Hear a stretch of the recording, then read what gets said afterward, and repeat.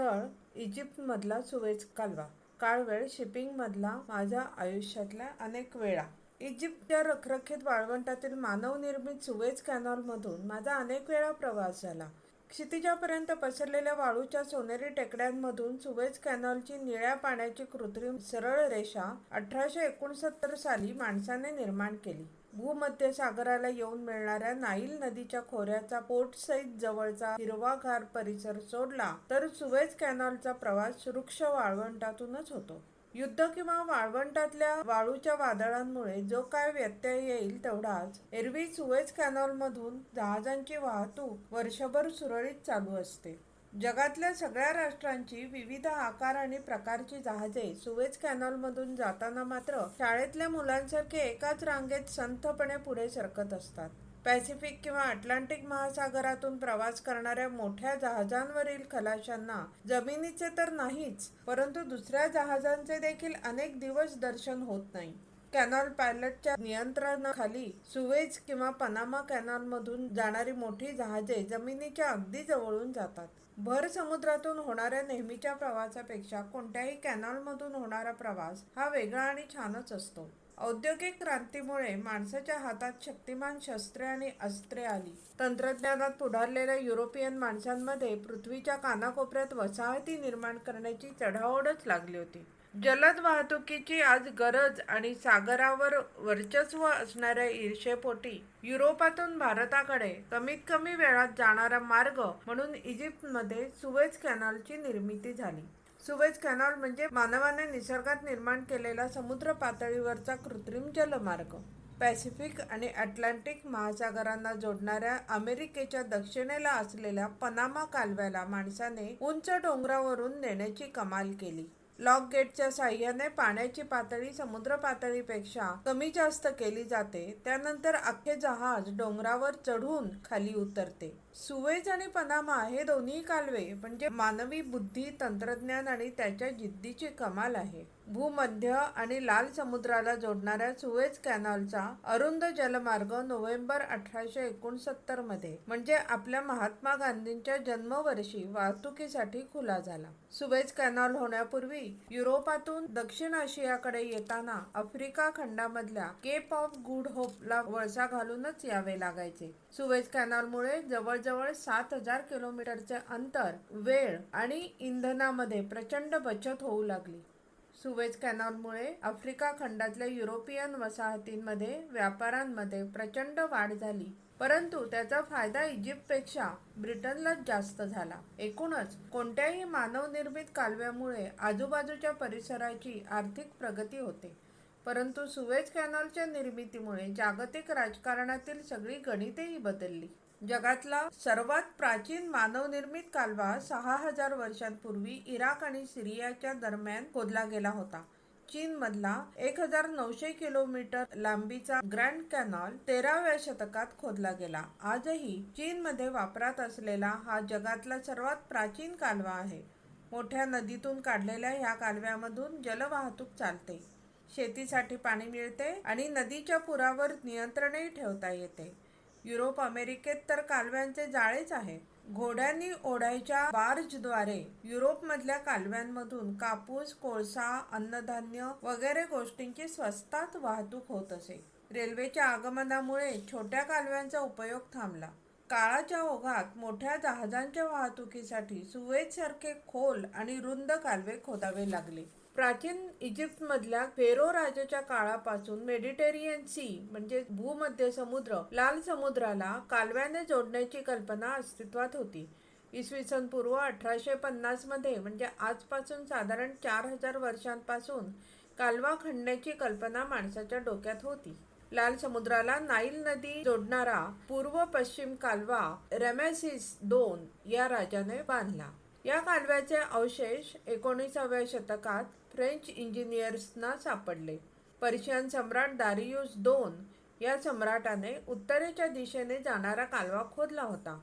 धुळीची वादळे, पाण्याबरोबर येणारा गाळ वगैरे अनेक कारणांमुळे शेवटी हे सगळे कालवे अरुंद होऊन वाहतुकीसाठी निरुपयोगी झाले. टॉलेमी या सम्राटाने बांधलेला पूर्व पश्चिम कालवा 200 वर्षांनंतर आलेल्या क्लिओपात्रा या राणीच्या काळात गाळाने भरल्यामुळे निरुपयोगी झाला होता.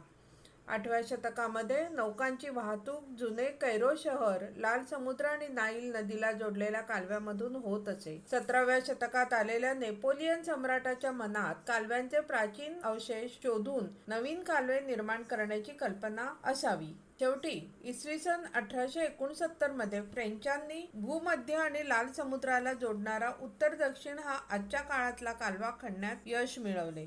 जवळजवळ 30,000 कामगार कालव्याच्या कामावर राबत होते. वाळवंटातल्या भयंकर उन्हाळ्यामुळे त्यावेळी हजारो कामगार मेले. सुएझ कॅनॉल वाहतुकीसाठी सुरू करण्याच्या दिवशी बॅरेज ऑफ सुएझ म्हणजे सुएझच्या बंधाराचे बांध 17 नोव्हेंबर 1869 साली तोडले आणि भूमध्य सागराचे पाणी सुएझ कॅनॉलमधून लाल समुद्राला येऊन मिळाले. पहिली 1-2 वर्षे सुएझमध्ये जहाजांची विशेष वर्दळ नव्हती. त्यानंतर मात्र हळूहळू वाहतूक वाढली. कॅनॉलमुळे जागतिक राजकारणावर आणि अर्थव्यवस्थेवर खूप मोठा परिणाम झाला. कोणतेही नवीन तंत्रज्ञान आले की बहुधा जुने तंत्रज्ञान कालबाह्य होते. आधुनिक स्टीम शिप्स व डिझेल शिप्स आल्यामुळे वाऱ्याच्या मर्जीनुसार चालणारी शिडाची जुनी जहाजे कालबाह्य झाली. सुएझ कॅनॉलच्या निर्मितीमुळे बदललेल्या नव्या परिस्थितीनुसारच प्रत्येकाला जावे लागले.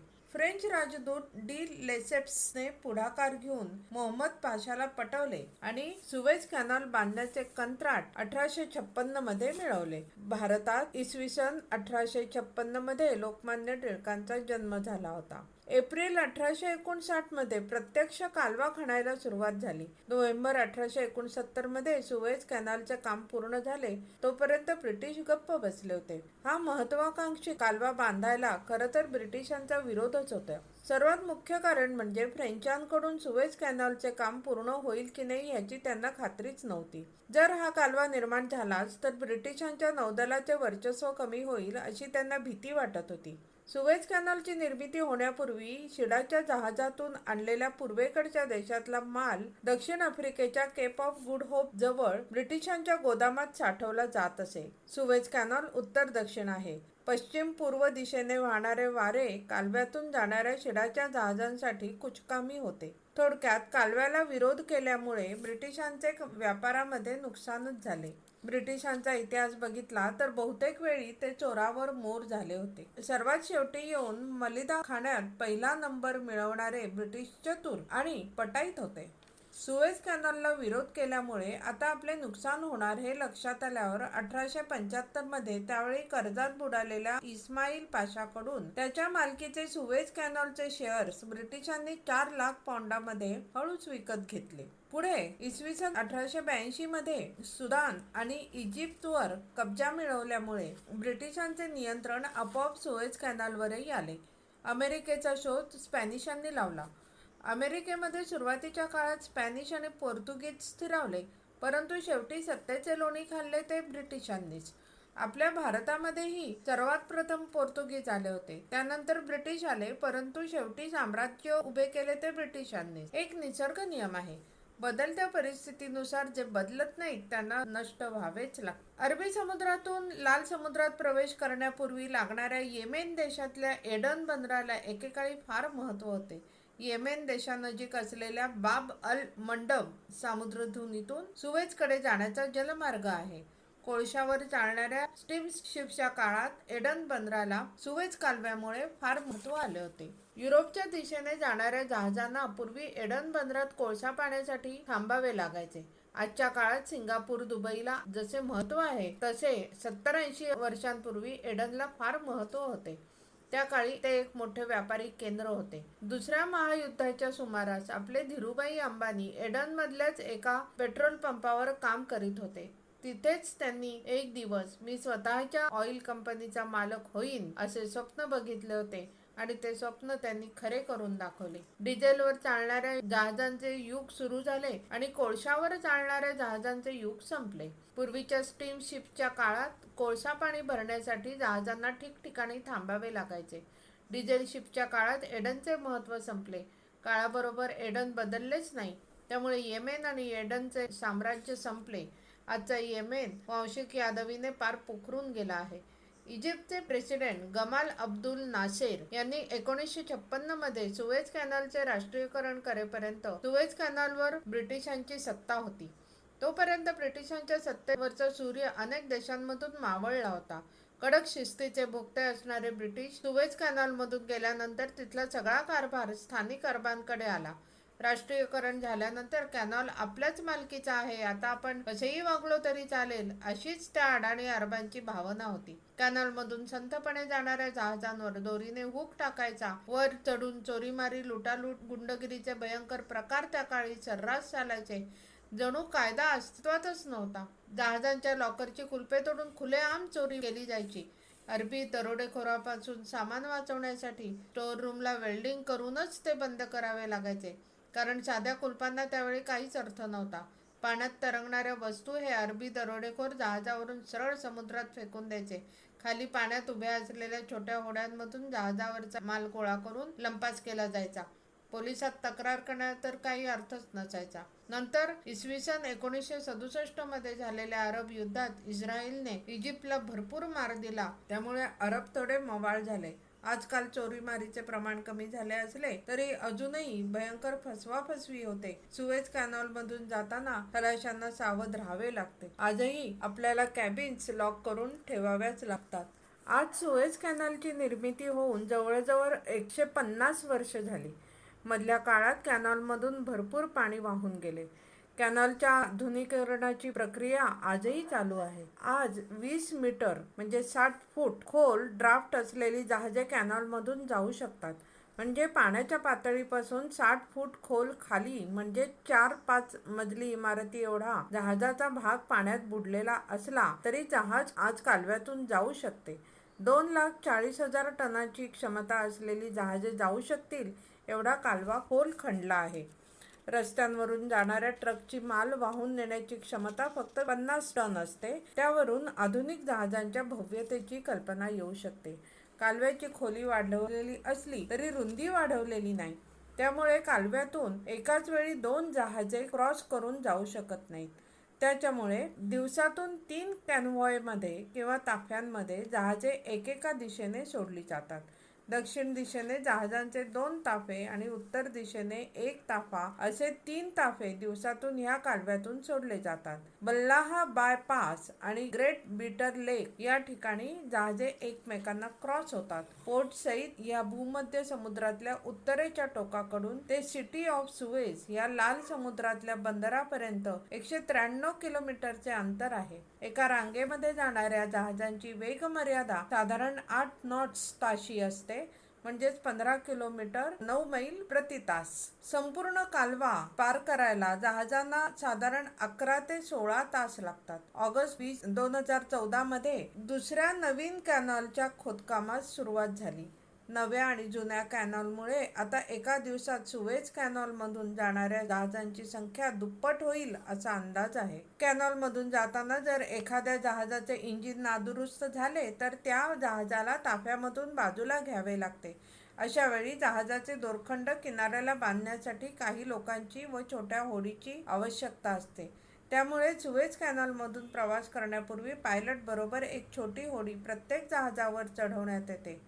रात्रीच्या वेळी कॅनॉलमधून प्रवास होणार असेल तर जहाजाच्या पुढे एक मोठा सर्चलाईट जोडला जातो. होडीबरोबर आलेल्या कॅनॉलच्या बोटवाल्यांना जहाजावर तसे काहीच काम नसते. मग ही माणसे आपले एक छोटे दुकान जहाजावर मांडतात. त्यात इजिप्तच्या पिरॅमिडच्या आणि विविध कलाकुसरीच्या वस्तू, स्क्रू ड्रायव्हरचे सेट, मल्टीमीटर, ड्रिल मशीन्स वगैरे असंख्य वस्तू त्यांच्या दुकानात असतात. इथे भरपूर बार्गेनिंग करावे लागते. हे दुकानदार लबाड असतात. सुएझ कॅनॉलमध्येच नाही तर जगातल्या प्रत्येक बंदरात कस्टम्स, पोलीस आणि पोर्ट अथॉरिटीजना जहाजांकडून एक स्कॉच विस्कीची बाटली आणि 200 सिगरेटचे एक कार्टन भेट म्हणून द्यावेच लागते. नाहीतर अनेक असंख्य क्षुल्लक गोष्टींवरून जहाजाला त्या बंदरात अडकवून ठेवले जाते. फार पूर्वीपासून सुएझ कॅनॉलमधून जाताना मार्लबोरो सिगरेटची किंमत कमीत कमी 15 ते 20 कार्टन्स तरी विविध खात्यातल्या लोकांना वाटावी लागतातच. नाहीतर ही माणसे जहाजाला भयंकर छळतात. सुएझ कॅनॉलमध्ये मार्लबोरो ब्रँडला भलताच डिमांड असतो, एवढा की सुएझ कॅनॉलला आम्ही मार्लबोरो कॅनॉल असंच म्हणतो. प्रत्येक कंपनीला या अलिखित नियमांची माहिती असतेच. त्यामुळे जहाजाच्या बॉन्डेड स्टोअर अकाउंटमध्ये एंटरटेनमेंट या कॉलमखाली खंडणी किंवा भेट म्हणून दिलेल्या दारू सिगरेट्सचा तपशील लिहावा लागतो. काळ कितीही बदलला तरी व्यापारी जहाजांकडून जगातल्या सरकारी अधिकाऱ्यांना दिल्या जाणाऱ्या दारू सिगरेटच्या अलिखित खंडणीमध्ये कधीच बदल होणार नाही. सुएझ कॅनॉलमधील एक किस्से. सुएझ कॅनॉलमध्ये भंगारच्या व्यवहारात अरबांबरोबर झालेले अजब गमतीशीर किस्से. प्रत्येक जहाजाच्या स्टोअरमध्ये भंगाराच्या भरपूर गोष्टी असतात. जहाज जेवढे जुने तेवढेच भंगार वस्तूंचे भांडार जास्त मोठे.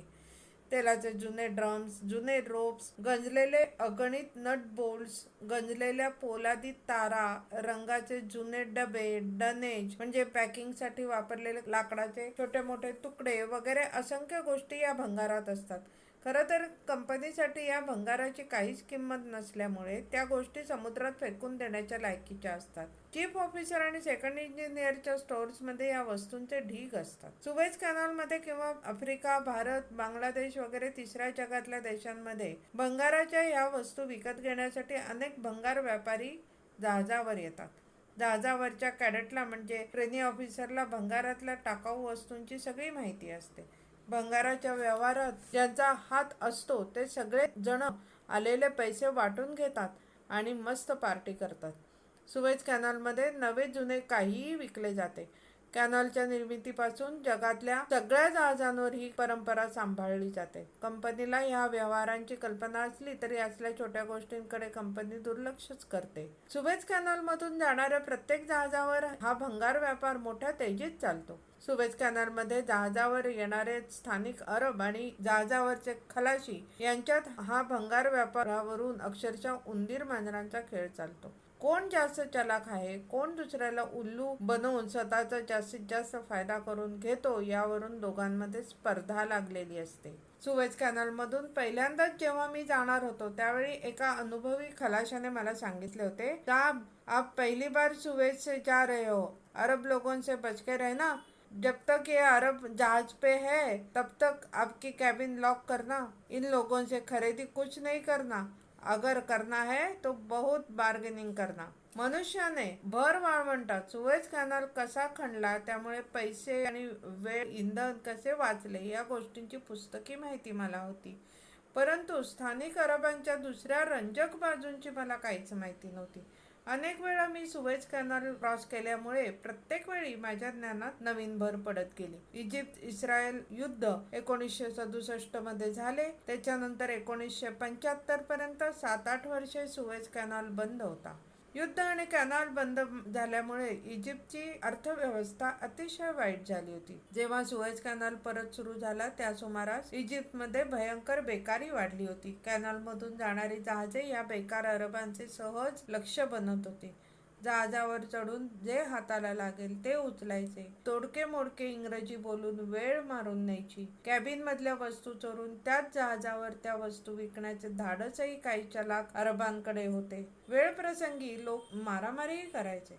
अर्थात जहाजावर येणारे सगळेच अरब चोर होते असे नाही. त्यांच्यातले काही अरब सज्जन आणि चांगलेही होते. जगात एका हाताने टाळी कधीच वाजत नाही. सुएझ कॅनॉलमधून जाणाऱ्या जगातल्या प्रत्येक जहाजाला स्थानिक आक्रमक अरबांची लबाडी आणि चोरीमारीचा अनुभव आलेला असतो. त्यामुळे अरबांवर कोणीही विश्वास ठेवून चालत नाही. तसेच जगातले खलाशीही अरबांना मस्त टोपी घालतात. भारतीय जहाजांवर खलाशांना प्रत्येक आठवड्याला त्यांचे रेशन मिळते. म्हणजे चहा, साखर, गूळ, पीठ, साबण वगैरे गोष्टी त्यांना वेगळ्या दिल्या जातात. वापरलेली पावडर फेकून देत नाहीत, तर चहाची ती ओली झालेली पावडर सुकवायची आणि सुएझ मधल्या अडाणी अरबांना ती वापरलेली चहा पावडर विकायचे. अरब देखील एका जहाजावरून ढापलेल्या वस्तू दुसरीकडे स्वस्तात विकायचे. इथे कुणीही सज्जन नाही. अनेक भारतीय कंपन्यांची जहाजे सुएझमधून युरोप, रशिया, अमेरिका नेहमी जातात. आज साधारण 3-4 महिन्यांनंतर तीच जहाजे सुएझमधून भारतात परत येणार असतात. पूर्वी भारतामध्ये डालड्याचे वनस्पती तूप स्वयंपाकात वापरले जायचे. त्या काळी इजिप्तमधल्या लोकांना भारतीय डालडा तूप माहीत होते. एकदा सुएझमधल्या काही अरबांनी भारतीय खलाशांना मुंबईहून डालडा तुपाचे काही डबे आणायला सांगितले. त्याप्रमाणे पुढच्या ट्रिपच्या वेळी आपल्या भारतीय खलाशांनी डालडाचे काही डबे आणले. त्याच्या बदल्यात दुसऱ्या वस्तू अरबांकडून घेतल्या. परंतु त्या वस्तूंमध्ये अरबांनी काहीतरी लबाडी केली. जहाजावर अशा बातम्या लगेच पसरतात. मग काय, आपले भारतीय काय गप्प बसणार थोडेच. पुढच्या एका ट्रिपमध्ये मुंबईहून आणलेले डालडाचे डबे त्याच अरबांना आपल्या भारतीयांनी विकले. त्या खास डब्यांच्या वरच्या भागात एका प्लास्टिकच्या पिशवीत डालडाचे तूप भरले आणि खाली दगडवाळू भरली. अर्थात चोरावर मोर ठरलेल्या भारतीय खलाशांना शिव्या देण्याशिवाय ते अरब त्यावेळी काहीच करू शकले नाही. जगातल्या प्रत्येक देशाची जहाजे आणि त्या जहाजांमधून विविध देशाधर्माची माणसे सुएझ कॅनालमधून रोज पास होत असतात. सामानाची चढ उतार करण्यासाठी भूमध्य समुद्रातील अलेक्झांड्रिया आणि लाल समुद्रातील सुएझ बंदरात जहाजांना काही वेळा थांबावे लागते. सुएझ कॅनालच्या दोन्ही टोकाला असलेल्या त्या बंदरांमध्ये जगातल्या बहुतेक सगळ्या जाती जमातीच्या लोकांचा राबता असतो. जगातल्या लोकांशी संवाद साधणारी इंग्रजी भाषा स्थानिक अरबांना थोडी थोडी येतच असते. अलेक्झांड्रिया आणि सुएझ बंदरात विविध देशांची करन्सी बदलून देणाऱ्या एजंटांची अनेक दुकाने आहेतच.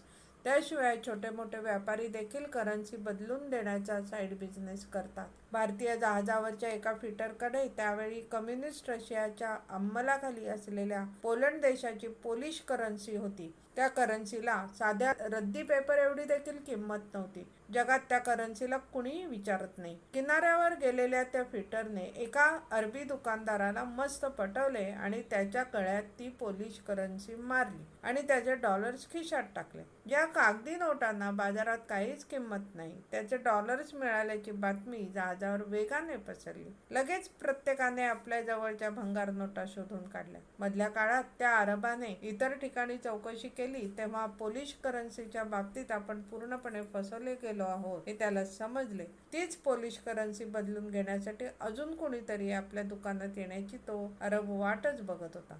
नेहमी इतरांना गंडा घालणाऱ्या अरबला आपण फसलो याचे भयंकर दुःख झाले होते. त्यामुळे तो चिडला होता. दुसऱ्या दिवशी संध्याकाळी जहाजावरचे काही खलाशी बाजारात ज्या करन्सीला किंमत मिळत नाही अशा नोटा घेऊन त्याच अरबाच्या दुकानात गेले. त्यांचीच वाट बघत असलेल्या अरबाला जणू एखादे सावज हाती सापडल्याचा आनंद झाला. अरबी भाषेत आरडाओरडा करून त्याने लगेच आजूबाजूच्या अरबी मित्रांना जमवले आणि त्या खलाशांना घेरले. आदल्या दिवशी ज्या माणसाने रशियन पोलिश नोटा आणल्या होत्या त्याला आधी माझ्या समोर आणा. जोपर्यंत तो इथे येत नाही तोपर्यंत तुम्ही सगळेजण माझे कैदी आहात. कुठल्या तरी युनिफॉर्म मध्ये असलेल्या एका माणसाला त्याने पोलीस म्हणून आणून समोर उभे केले. सगळ्या अरबांचा एकच कल्ला चालू होता. अचानक झालेल्या या प्रकारामुळे ते भारतीय खलाशी पार गांगरून गेले होते. त्या फिटरला बोलावून आणण्यासाठी एका खलाशाला पाठवले.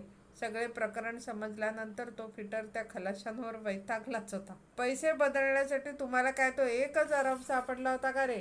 नाईलाजाने शेवटी त्या अरबाच्या दुकानात तो फिटर गेला. त्या अरबाकडून घेतलेले डॉलर्स त्याला परत दिले. तेव्हाच बाकीच्या खलाशांची सुटका झाली.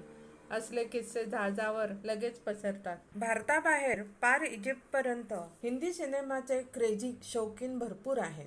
सुएझ कॅनालच्या एका एजंटशी गप्पा मारताना मी सहज गंमत म्हणून हिंदी सिनेमाचा विषय काढला. माझ्यापेक्षा तो एजंट आणि त्याचे सहकारी हिंदी सिनेमांबद्दल जास्त उत्साहाने बोलायला लागले. त्यातला एक जण म्हणाला, तुमचा अमिताभ बच्चन आला होता आमच्या देशात. त्यावेळी त्याचे गाल लालीलाल रंगाचे झाले होते. तो काय बोलतोय ते मला समजलेच नाही. म्हणून मी त्याला परत विचारले तर तो म्हणाला, इजिप्तमधल्या असंख्य सुंदर तरुण मुलींनी अमिताभच्या गालाचे चुंबन घेतले होते. ते सारे एवढे झाले की बच्चन साहेबांच्या दोन्ही गालांचा रंग लाल जांभळा झाला होता. इराणी, तुर्की, इजिप्त, ग्रीसच्या मुली तरुणपणी भलत्याच सुंदर आणि उफाड्याच्या असतात. त्यावेळी बच्चन साहेबांची अवस्था किती नाजूक पण अगदी हवीशी वाटणारी झाली असेल, नाही? फार पूर्वीपासून राजापेक्षा साम्राज्याची खरी सत्ता सरकारी अधिकाऱ्यांच्या हातातच जास्त असते.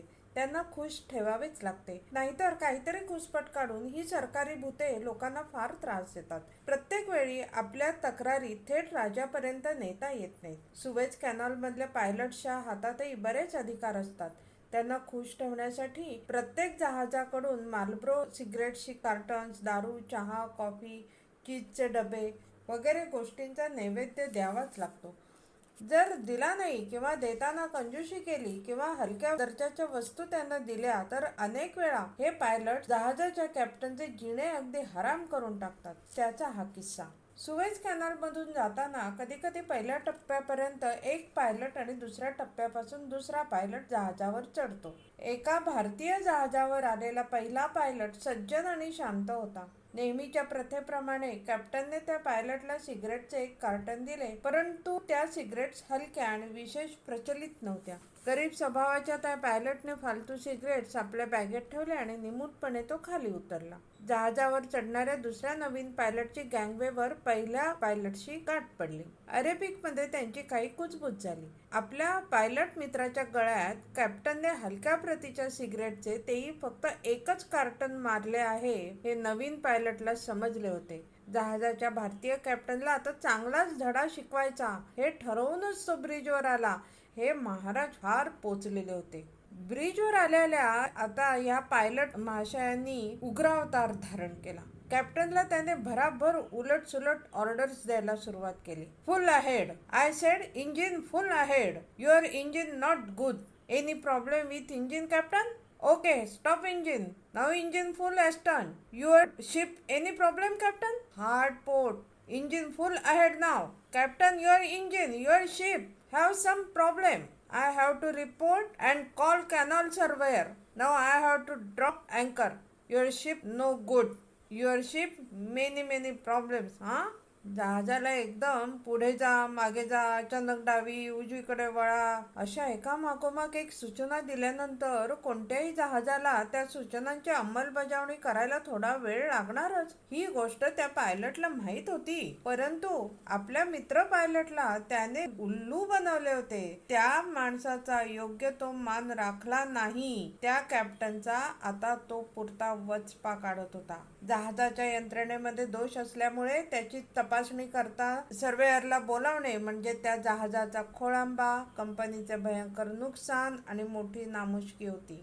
खरं तर सुएझ कॅनलमध्ये विरुद्ध दिशेने येणाऱ्या दुसऱ्या कॉन्व्हॉयला जाऊ देण्यासाठी जहाजाला नाहीतरी नांगर टाकायचाच होता, म्हणून नांगर टाकायची ऑर्डर त्या पायलटने दिली होती. परंतु घाबरून घामाघूम झालेल्या कॅप्टनला वाटले की आता पायलटने सर्वेयरला बोलावण्यासाठीच नांगर टाकला आहे, म्हणजे आपले काही खरे नाही. भारतामध्ये राजकीय पार्श्वभूमी असलेल्या एका श्रीमंत घरातून तो कॅप्टन आला होता. एरवी आपल्या घराण्याचा मोठेपणा सांगत फिरणाऱ्या त्या कॅप्टनची गुरमी त्या दिवशी पार उतरली होती. प्रतिष्ठा पणाला लागलेल्या कॅप्टनच्या चेहऱ्यावर आता लाचारीचे हसू झळकत होते. जहाजाने नांगर टाकल्यामुळे हाताशी थोडा वेळ होता. कॅप्टनच्या कॅबिनमध्ये पायलटची सरबराई चालली होती. बुटाचे पाय टिपावर ठेवून पायलट महाराज बसले होते. जगातले सगळे पायलट्स आपल्या बरोबर एक मोठी बॅग घेऊनच जहाजावर येतात. पायलटच्या बॅगेत त्या दिवशी मार्लबोरोची 10 कार्टन्स, दारूच्या 2-3 बाटल्या जाऊन बसल्या होत्या. Captain, you have cheese and Nescafe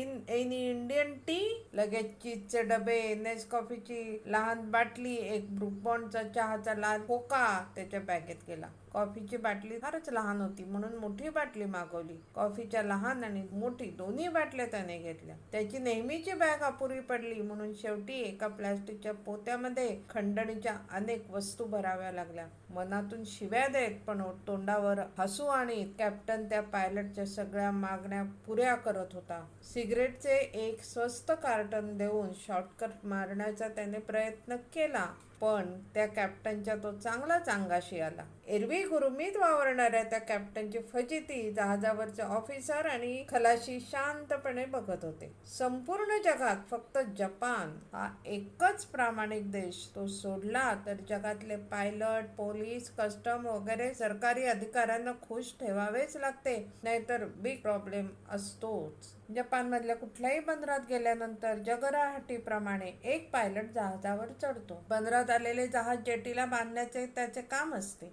त्याचे काम तो अगदी मनापासून करतो. जहाजावर आल्यानंतर देखील त्याचे लक्ष फक्त त्याच्या कामाकडेच असते.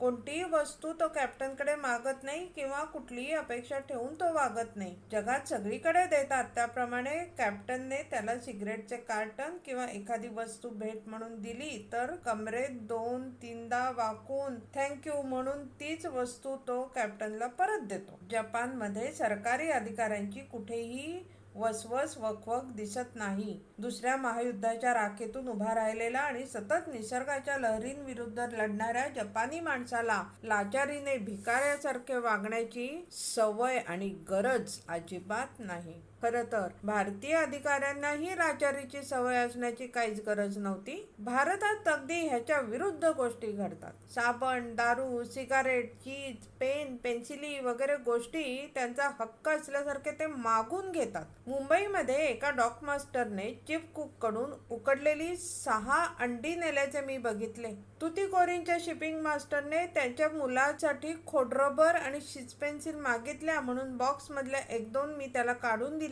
दुसऱ्या दिवशी पिऊनला पाठवून त्याने पेन्सिलीचा अख्खा बॉक्सच माझ्याकडे मागितला होता. त्याला अर्थात मी नाही म्हटले. त्याचा राग मनात ठेवून त्या तामिळ शिपिंग मास्टरने मला भयंकर मानसिक त्रास दिला होता.